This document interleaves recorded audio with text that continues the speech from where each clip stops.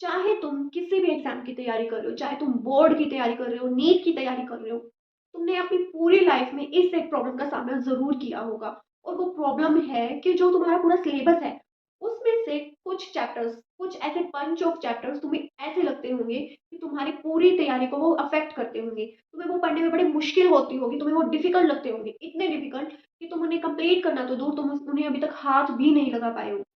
सच सच सोच के बताना, जब तुम इस बात को सुन रहे हो तब तुम खुद महसूस कर पा रहे हो कि हाँ यार, वो वाला चैप्टर मेरा मुझे बड़ा तकलीफ देता है, मुझे बहुत मुश्किल होती है उसे पढ़ने में, मुझे बहुत डर लगता है, मैंने अभी तक उसे हाथ भी नहीं लगाया है ना। होता है ना ऐसा।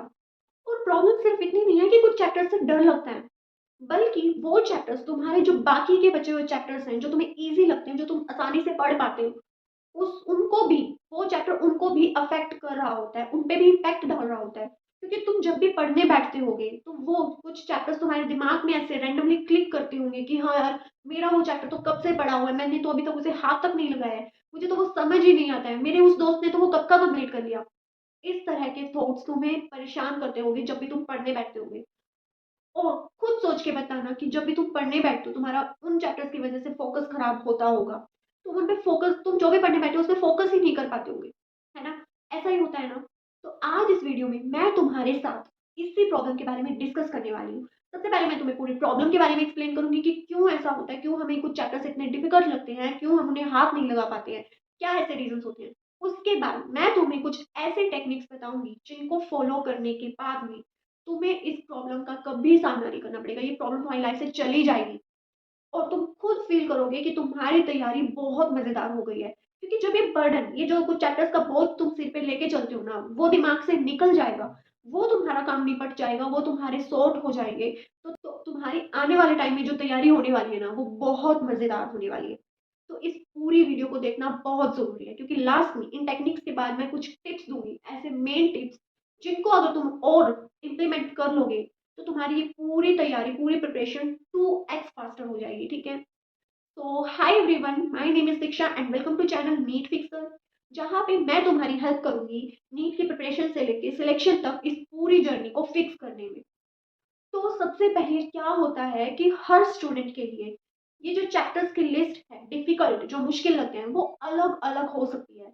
जैसे फॉर एग्जांपल, अगर मैं केमिस्ट्री सब्जेक्ट का एग्जांपल लूं, किसी को ऑर्गेनिक पढ़ने में मुश्किल लगती होगी, किसी को फिजिकल पढ़ने में मुश्किल, किसी को इनऑर्गेनिक पढ़ने में मुश्किल लगती होगी, है ना। ऐसा ही होता है। जरूरी तो नहीं सबको ऑर्गेनिक ही मुश्किल लगेगी पढ़ने में, सबको इनऑर्गेनिक ही लगेगी। सबको अपने हिसाब से अलग अलग चीजें पढ़ने में मुश्किल हो सकती है। फॉर एग्जाम्पल, अगर मैं यहाँ पे कुछ दो स्टूडेंट्स का एग्जाम्पल लूँ, ठीक है, जिससे तुम्हें और अच्छे से ये बात समझ आएगी। एक स्टूडेंट है ए, एक है बी। अब इन दोनों में एक डिफरेंस है। ये जो ए स्टूडेंट है ना, इसे एनिमल फिजियोलॉजी बड़ी मजेदार लगती है पढ़ने में। ये तो दिन रात भगवान से प्रार्थना करता रहता है कि हे भगवान, मेरा पेपर बस इस एक यूनिट से आ जाए, मेरे मेरा कोई बस इसी एक यूनिट का एग्जाम ले ले और मुझे सेलेक्ट करवा दे, है ना। इसके लिए तो ह्यूमन फिजियोलॉजी आसान हो गई। लेकिन वही दूसरी तरफ जब ये प्लांट फिजियोलॉजी पढ़ने बैठता है, तो इसके पसीने छूट जाते हैं, बिल्कुल हिल जाता है, हाथ भी नहीं लगा पाता क्योंकि बहुत डर लगता है। वही दूसरा स्टूडेंट, बी स्टूडेंट है, जिससे एनिमल फिजियोलॉजी खोलता है तो बिल्कुल हिल जाता है, उसे एनिमल फिजियोलॉजी बड़ा टफ लगता है। लेकिन प्लांट फिजियोलॉजी पढ़ता है तो लगता है मजे ही मजे। अब मान लो ये दो स्टूडेंट्स आपस में डिस्कस करते हैं अपनी अपनी प्रॉब्लम्स को, अपने अपने एक्सपीरियंस को, ठीक है, अपनी अपनी जो भी इनकी प्रिपरेशन जैसे भी चल रही है, इन्होंने आपस में पूछा कि तुम्हारी तैयारी कैसे चल रही है। इसने बोला, अरे मुझसे तो यार प्लांट फिजियोलॉजी हो नहीं पाती है, मुझे तो बड़ा डर लगता है, मैंने अभी तक शुरू भी नहीं किया। जबकि इससे तो इजी लगती है, ये तो करके बैठा है, ये क्या करेगा। अरे प्लांट फिजियोलॉजी, उसमें कौन सी बड़ी बात है, वो तो बड़ी ही आसान यूनिट है। इतना सुनते ही ये जो ए वाला स्टूडेंट है, जैसे ही उसने बी वाले की बात ये सुनी, इसका कॉन्फिडेंस और लूज हो जाएगा, डेफिनेटली है। क्योंकि एक तो पहले से ही डर लगता है, ऊपर से ये पता चल गया कि उसके दोस्त ने ये चैप्टर कंप्लीट कर लिया, ये यूनिट उसे आती है, तो उसका कॉन्फिडेंस और लूज हो जाएगा। उसे फिर और ज्यादा दिमाग में डर बैठ जाएगा, ये ब्रेन उसका जो है एकदम फियर जोन में चला जाएगा, ठीक है। लेकिन सच सच बताओ, क्या इनमें सिर्फ इतना ही डिफरेंस है कि एक चैप्टर से आता है, इसे नहीं आता है। एक्चुअल में इसे भी तो एनिमल फिजियोलॉजी नहीं आती जो उसको आती है। तो ऐसा ही होता है, हर स्टूडेंट को अलग अलग टॉपिक्स डिफिकल्ट लग सकते हैं। जरूरी नहीं है जो तुम्हारे लिए आसान है वो दूसरे के लिए भी आसान है। हो सकता है तुम जो आसानी से पढ़ पाते हो वो दूसरों के लिए मुश्किल हो, और उल्टा भी पॉसिबल है, हो सकता है तुम्हारे लिए वो मुश्किल हो जो दूसरे आसानी से कर पाते हो। लेकिन सच्चाई वाली बात ये है कि ये सारी प्रॉब्लम एकदम मिटाई जा सकती है, एकदम खत्म की जा सकती है। तुम भी वो सब कुछ पढ़ सकते हो जो तुम्हारे दोस्त ने पढ़ रखा है, और वो भी सब कुछ वो पढ़ सकता है जो तुमने पढ़ रखा है। अब जो भी चैप्टर से तुम्हें डर लगता है, वट एवर दे आर, वो तुम्हारी बाकी की तैयारी को, बाकी के सिलेबस को इम्पैक्ट क्यों कर रहे हैं? क्योंकि ये कुछ चैप्टर्स तुम्हारे दिमाग में इतना बर्डन बना चुकी हैं कि तुम्हें कहीं और दूसरी चीजें पढ़ने में फोकस करने नहीं दे रहे हैं।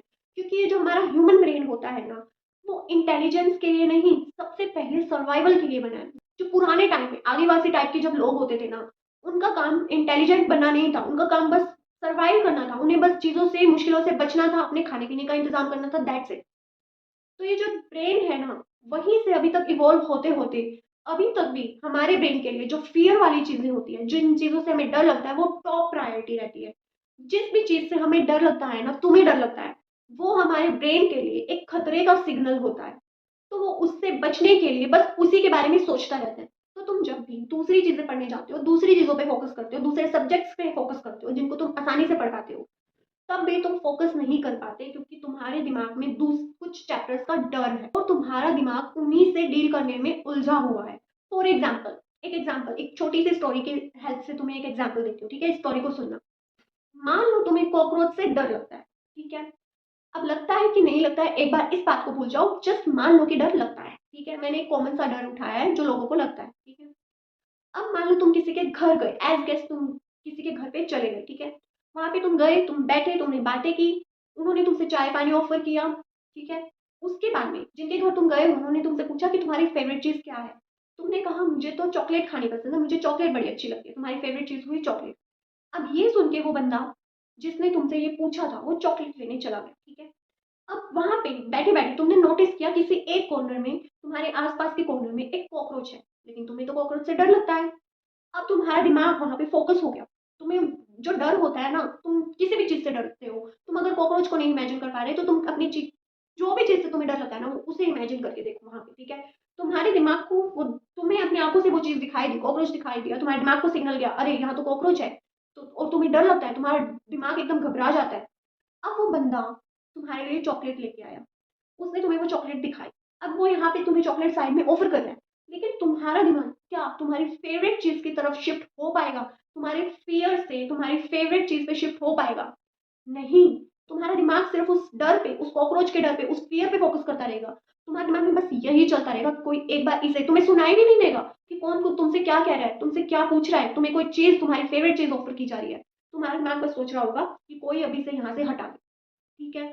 तो इसी तरह जब हमारे सामने हमारी फियर वाली चीज होती है ना, तो हम हमारे साइड में जो फेवरेट चीज पड़ी हो, उस पे भी हमारा दिमाग फोकस नहीं कर पाता है।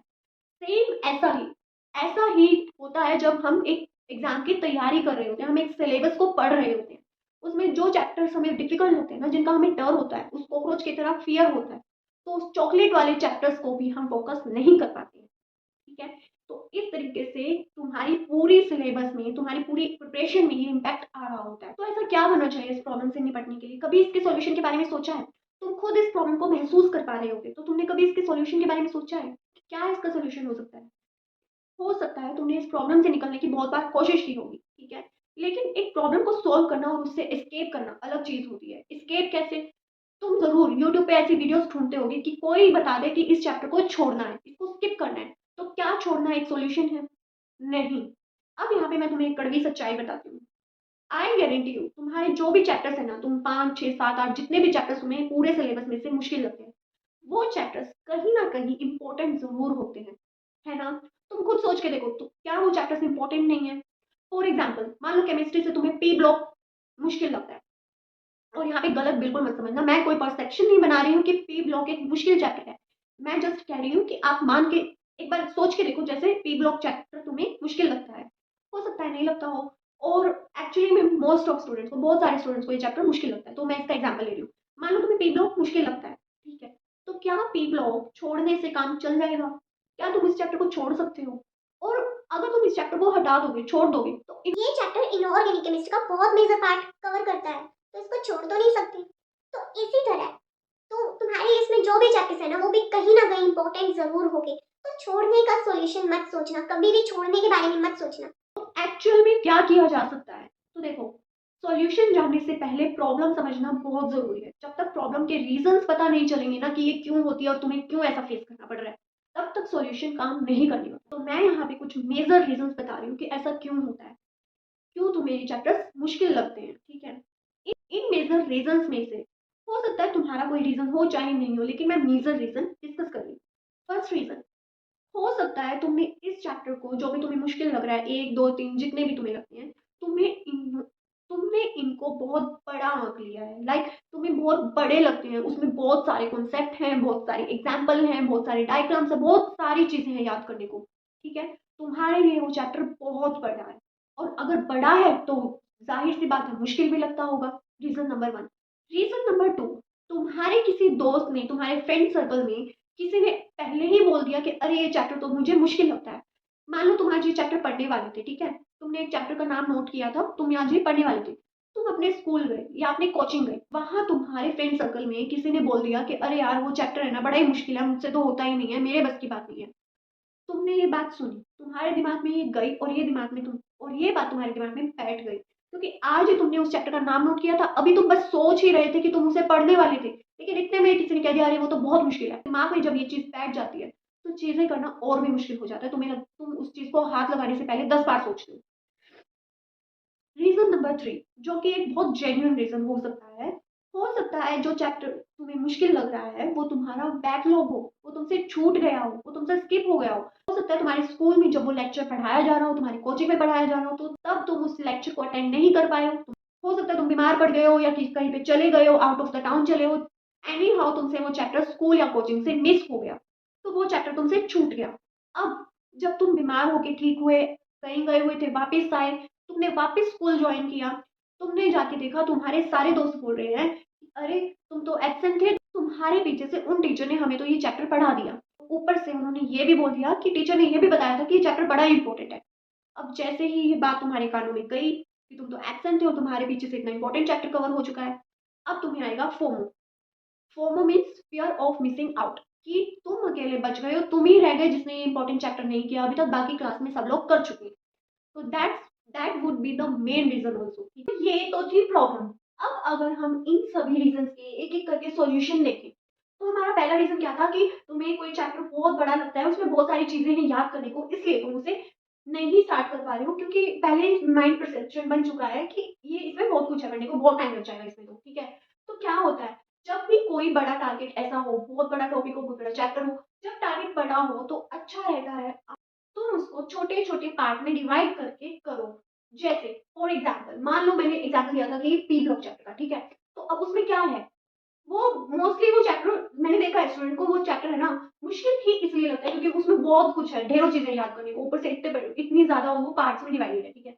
तो तुम क्या करो, अब मान लो तुमको ये चैप्टर करने में मुश्किल होती है, तुम्हें पता है ये बहुत बड़ा चैप्टर, क्या करना है?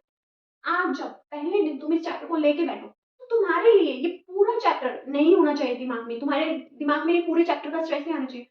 तुम्हें बस उसका कोई एक पार्ट उठाना है। जैसे पी ब्लॉक में अलग-अलग ग्रुप्स हैं, तो जैसे पहले दिन तुमने एक ग्रुप करा, दूसरे दिन तुमने दूसरा किया, फिर तीसरा किया। इस तरीके से एक-एक करके ग्रुप वाइज़ तुम्हारे लिए वो एक पूरे ब्रॉड चैप्टर के आगे वो ग्रुप एक सिर्फ सिंगल ग्रुप पढ़ना कितना छोटा काम हो जाएगा, कितनी वो मतलब थोड़ी चीज़ हो गई है। तो जब जब तुम आज पहला ग्रुप पढ़ रहे हो ना, तो तुम्हारा फ़ोकस सिर्फ़ उस पे होना चाहिए, ना कि पूरे बचे हुए चैप्टर के ऊपर कि ये तो बहुत बड़ा है, ये तो पता नहीं कब जाके कंप्लीट होगा। नो, आज तुम्हें बस एक ग्रुप पढ़ना है, वही तुम्हारा आज का टारगेट है, उसी पे तुम्हें फ़ोकस करना है। यूँ समझ लो वही तुम्हारा आज चैप्टर है, ठीक है? क्योंकि मैंने देखा है स्टूडेंट्स को चैप्टर जो कंप्लीट होता है ना ऐसे वो मोटिवेशन देता है। बिल्कुल सही बात है, कोई चीज़ आप कर रहे हो उसमें अपना एफर्ट डाल रहे हो, जब वो कंप्लीट हो जाती है तो दिमाग को मोटिवेटेड सिग्नल जाता है कि तुम अच्छा फ़ील करते हो कि हाँ, वाओ! तुमने एक चैप्टर शुरू किया था वो खत्म हो गया।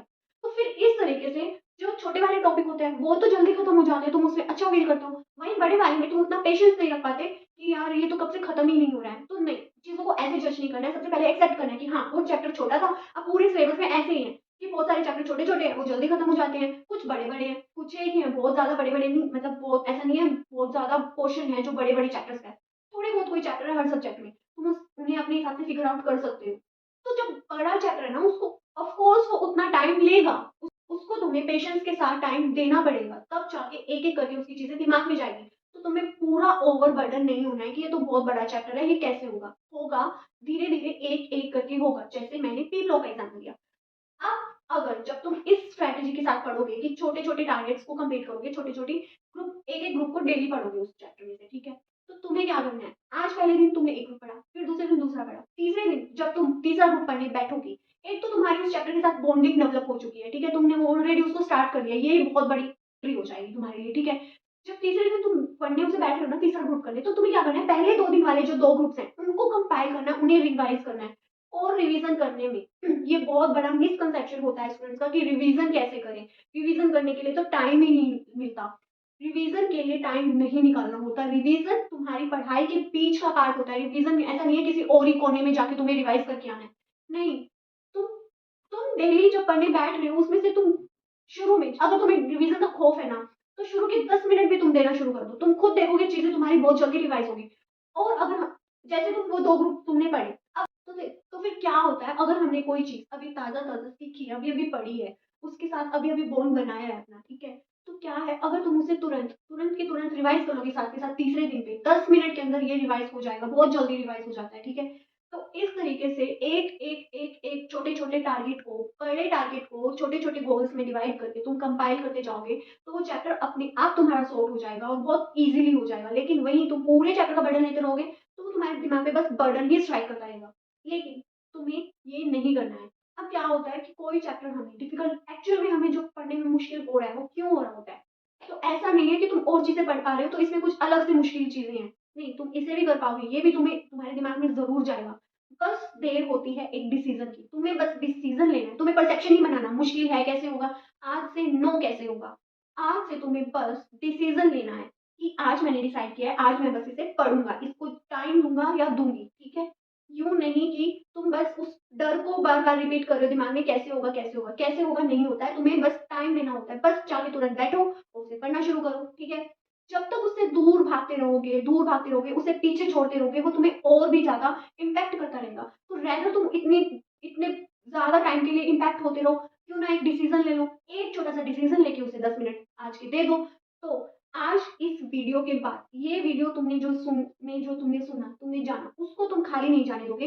इस वीडियो के तुरंत बाद तुम्हें जाना है और जाके जब भी तुम पढ़ने बैठोगे, तुम्हारा जो स्टडी सेशन स्टार्ट होगा उसमें पहले 10 मिनट, बस 10 मिनट तुम्हें उस टॉपिक को देने हैं जिससे तुम आज तक भागते आ रहे हो, उसके साथ 10 मिनट तुम्हें बिताने हैं, चाहे तुम उसमें से 2 डेफिनेशन याद कर लेना, जस्ट फॉर द टुडे।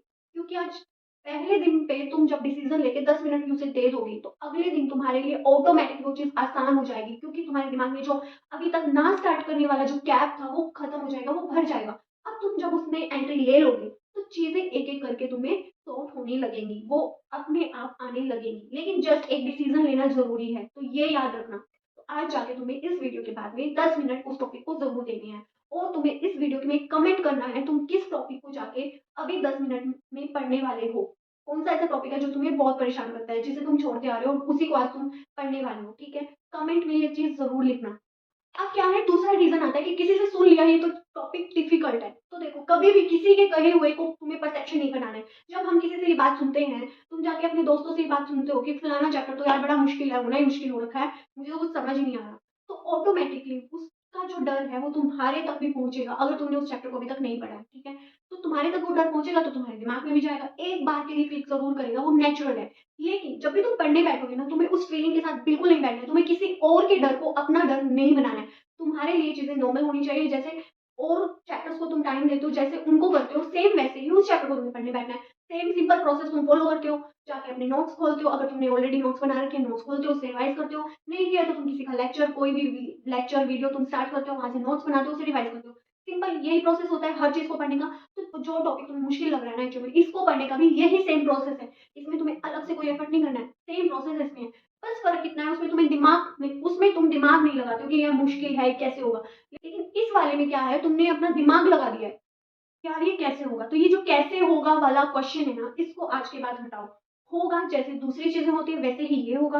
वैसे भी मैं अच्छे खासे एग्जाम्पल से ये चीज तुम्हें समझा चुकी हूँ कि हर किसी के लिए अलग अलग टॉपिक्स उससे मुश्किल लग सकते हैं, जरूरी नहीं दूसरा कोई चीज नहीं पढ़ पा रहा है, नहीं कर पा रहा है, उसको तुम ना कर पाओ, तुम्हें बस उस चीज में अपना इनपुट डालना है, उसमें अपना एफर्ट डालना है, दैट्स इट, तुम्हारे लिए चीजें सॉर्टेड है। जब ये चीज़ माइंडसेट से निकाल के पढ़ने बैठोगी ना, तुम्हें वो चीज़ें अपने आप सॉर्टेड दिखाई देंगी, आई गारंटी यू, ठीक है?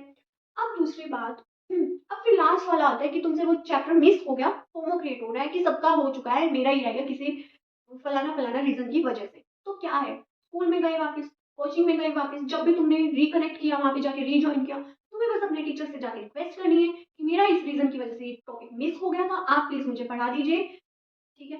डेफ़िनिटली तुम्हारे टीचर तुम्हारी हेल्प ज़रूर करेंगे। अगर एनी केस हो सक मतलब अभी अब पूरी क्लास को पढ़ाना और एक स्टूडेंट के ऊपर अपना टाइम देना, चीज़ें डिफरेंट होती हैं। तो तुम उनसे एक रिक्वेस्ट ज़रूर करो कि मैम या सर, आप बस मेरी हेल्प कर दीजिए, इसको स्टार्ट करने में, इस टॉपिक को थोड़ा-सा मुझे समझा दीजिए, ठीक है? जब ये चीज़ वो शुरुआत वाला जो गैप है ना, वो फिल हो जाएगा ना, तो तुम घर आके वापस तो तुम घर आके खुद से भी किसी लेक्चर को देख के वो चीज़ अपनी कवर कर सकते हो। तो तुम किसी से अलग नहीं हो। बस 1, 2, 3, 4 दिन बाद में तुम्हारी वो चीज़ सॉल्व हो रही है, दैट्स इट। उनके लिए भी कभी पहली बार रहा होगा, उन्होंने भी बस आज पहली बार टॉपिक पढ़ा होगा, कोई बात नहीं, वो पहली बार तुम्हारा उस टॉपिक के साथ 3-4 दिन बाद आ रहा है, दैट्स इट, इतनी ही बात है। तो बजाय उस चीज़ को दिमाग में लाने के कि मैं ही रह गया, तुम्हें बस एक डिसीज़न लेके उसको स्टार्ट करना है, जैसे और चीज़ें होती हैं वैसे वो भी हो जाएगा, ठीक है? अब लास्ट में एक मैं बहुत बेहतरीन, तुम्हें ये सारे सॉल्यूशंस हो गए, ये तुम खुद इम्प्लीमेंट करके देखना, तुम्हें खुद समझ आएगा। लास्ट में मैं तुम्हें एक बहुत बेहतरीन टिप देना चाहती हूँ। तुम्हें चीज़ों को अपनाने के लिए एक टेक्निक फ़ॉलो करनी है, टीच योरसेल्फ टेक्निक। इसमें क्या है, तुमने जो भी अभी पढ़ा है, वो तुम्हें खुद को पढ़ाना है, ठीक है? मोस्ट ऑफ लोग तुम्हें कहते मिलेंगे कि किसी को पकड़ के पढ़ाओ, लेकिन ठीक है, वो मुश्किल नहीं है, तुम ये चीज़ अपने साथ करो। तुम खुद के लिए हमेशा अवेलेबल हो, तुम खुद को कभी भी पढ़ा सकते हो, है ना? जो भी टॉपिक अभी तुमने अभी-अभी पढ़ा है, चाहे वो ये जो फ़ियर वाले टॉपिक की बात हो रही थी वो, या फिर कोई भी, तुम्हें क्या करना है, अभी तुमने नोट्स बनाए, तुमने पढ़ा, 5 मिनट उस नोट्स को तुरंत रिवाइज़ करना है। लाइक 2-3 पेज के नोट्स में लास्ट में एंडिंग में तुम पहुँचे, तुम्हें वहाँ पे एंड करके उसको बंद करके उसको साइड नहीं करना है। एक बार फिर से उस टॉपिक के फर्स्ट पेज पे जाओ, ऐसे हाइलाइट करते हुए उसे 5 मिनट के लिए रिवाइज़ करो, और वो क्विक रिवीजन तुम्हें करना आना चाहिए। बस 5 मिनट के लिए उसे हाइलाइट करते हुए रिवाइज़ करना है, और मैं गारंटी लेती हूँ, तुमने अभी-अभी टॉपिक पढ़ के खत्म हुआ है ना, तो 5 मिनट में वो तुम्हारे दिमाग में चला जाएगा दोबारा से, ठीक है? तो जब वो 5 मिनट वाला रिवीजन कंप्लीट हो जाएगा, तुम्हें अपनी नोटबुक बंद करके साइड रख देना है, ठीक है? अब तुम्हें नई नोटबुक उठानी है, कोई भी रफ नोटबुक उठा लो, ठीक है? अब तुम्हें क्या करना है, जो टॉपिक तुमने पढ़ा उसका नाम लिखो, क्या पढ़ा? अब उसके बारे में खुद से क्वेश्चन करना शुरू करो। जैसे फॉर एग्जांपल तुमने पढ़ा फोटोसिंथेसिस, क्या होता है, कैसे होता है, कहाँ होता है, क्यों यूज़ होता है, क्यों ज़रूरी है, ये सब चीज़ें, ठीक है? हर चीज़ के बेसिक क्वेश्चंस यही होते हैं कि कैसे हुआ, क्यों हो रहा है, क्यों ज़रूरी है, कहाँ होता है, ये चीज़ें तुम्हें यही चीज़ें यही क्वेश्चंस तुम्हें उस टॉपिक के बारे में खुद से करने हैं। लाइक तुमने फोटोसिंथेसिस लिखा, फोटोसिंथेसिस क्या होता है, फोटोसिंथेसिस, व्हाट इज़ फोटोसिंथेसिस, फिर तुम सोचोगे, तुम्हारा दिमाग तुम्हें खुद वो चीज़ रिमेंबर करके तुम्हारे डेटा में से निकाल के तुम्हें आंसर देगा। फोटोसिंथेसिस एक प्रोसेस है जिसे प्लांट्स परफॉर्म करते हैं, सनलाइट और CO2 का यूज़ करते हैं फूड बनाने के लिए। That's the basic basic. बहुत हेवी नहीं जाना है, बेसिक बेसिक इन्फॉर्मेशन के साथ स्टार्ट करना है। अब तुम लिखोगे फोटोसिंथेसिस किसमें होता है, प्लांट्स में होता है, कैसे होता है, किस-किस चीज़ का यूज़ होता है, सनलाइट, CO2, फिर उसका क्या प्रोडक्ट आता है, एक फूड बन के आता है। फूड वहाँ पे बनता है, फूड किस फॉर्म में बनता है? अगेन क्वेश्चन, फूड किस फॉर्म में बनता है? ग्लूकोज़ की फॉर्म में, ठीक है? ग्लूकोज़ क्या होता है? ग्लूकोज़ का फॉर्मूला लिख लिया। ऐसी चीज़ें कनेक्ट करनी है, और तुम्हें ऐसा नहीं है कि जो नोट्स तुमने अभी बनाए वो एज़ इट इज़ डिट्टो तुम्हें सबके सब छापना है, नो। वो नोट्स अलग हैं, उनसे तुम कभी भी रिवाइज़ कर सकते हो, वो तुम्हारे फॉरएवर नोट्स हो गए जब तक तुम प्रिपेयर करोगे। लेकिन ये खुद को समझाने के लिए छोटे-छोटे पॉइंट्स में तुम्हें लिखना है, ज़्यादा बड़ा-बड़ा नहीं लिखना है। छोटे-छोटे कीवर्ड्स का बेसिकली तुम्हें बोल-बोल के खुद को क्वेश्चन करना है, खुद को समझाना है, आंसर तुम्हें खुद आएगा, बस वो कीवर्ड्स को तुम्हें नोट करना है। अब वो कीवर्ड्स को क्यों नोट करना है? वो तुम वर्बली भी ये काम कर सकते हो, लेकिन नोट करने से क्या होगा, वो चीज़ सामने से ऐसे डायरेक्ट दिखेगी, कैसे वो लिंक बन रहा है, फोटोसिंथेसिस, प्लांट्स, जो एक-एक वर्ड उसमें ऐड होते जाएगा ना, उससे रिलेटेड चीज़ें फिर तुम क्वेश्चन कर करके और ज़्यादा ईज़िली कर पाओगे। जैसे फोटोसिंथेसिस लिखा, फिर किसमें, प्लांट्स में, प्लांट कैसे, क्या, उस तरीके से, ठीक है? तो ये टेक्निक का यूज़ ज़रूर करके देखना। हो सकता है तुम्हें शुरू में थोड़ी मुश्किल लगे, खुद को ऐसे पढ़ाने में, खुद को समझाने में मुश्किल लगे, लेकिन एक बार जब तुम 2-4 बार ये ट्राई करने के बाद सीख जाओगे ना, तो मैं गारंटी देती हूँ तुम ज़िंदगी में कभी जो टॉपिक इस तरह से खुद को समझा लोगे ना, वो ज़िंदगी में कभी भूल नहीं पाओगे। अगर तुमने फोटोसिंथेसिस को इस तरीके से खुद को समझा लिया, तुम कभी ज़िंदगी में नहीं भूल पाओगे। ठीक है? ये छोटे-छोटे एग्ज़ाम्पल के बेस पे मैंने बहुत बड़ी-बड़ी चीज़ें तुम्हें बताई हैं। तुम्हें हर चीज़ पे उसे इम्प्लीमेंट करना है, ठीक है? तो that's all for the today. और हाँ, मैं उम्मीद करती हूँ तुम इस वीडियो के बाद जाके वो 10 मिनट अपने लिए निकाल के उस टॉपिक को ज़रूर दोगे जिससे तुम अभी तक भागते आ रहे हो। वो काम तुम्हें आज ज़रूर करना है, ठीक है? तो that's all for today. and keep learning, keep preparing, and stay healthy. Okay.